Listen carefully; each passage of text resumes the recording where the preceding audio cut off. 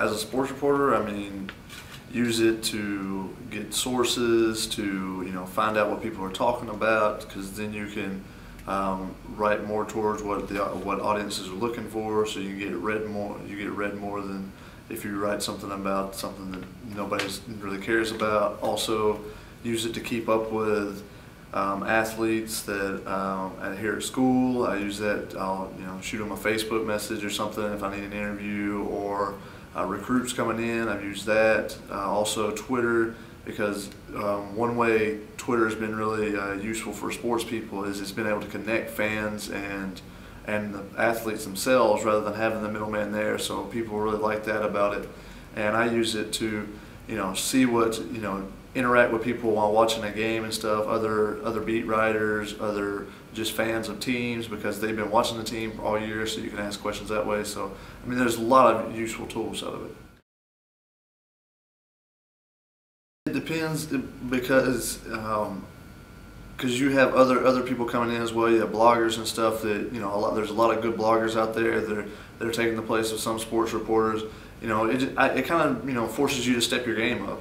The way I look at it is, if you produce quality stuff, then a fan's still going to want to read that, because they may not see the game the same way you do or something like that. But if you just are lax or whatever, then a fan can go. They can hear what the athletes has to say. So what do they really need from you? You have to produce quality content. So.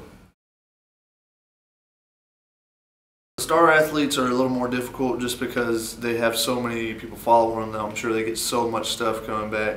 But if you build up a rapport with some athletes, like there was a guy that was a 5th or 6th string wide receiver for the Atlanta Falcons, and living near the camp, I would go to camp all the time, and I built up a rapport with him, talking back and forth about how he did at practice, what I saw, stuff like that. So I was able to connect with him. Also, some of the USC athletes, some of the college athletes, it's easier to build up because I'm following them already, and I'm there at practice every day, so they see my face and they can put the two together.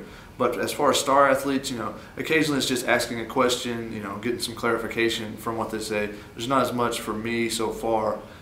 In my position, being a college student, it's not so much of a give and take there as much as I'm just seeing what they're tweeting about. The social media tools are very useful to reporters, I think, because not only is it a way that you can find sources or find people that were at an event, or that can help you make your stories better, but it's also a way that you can promote your own content.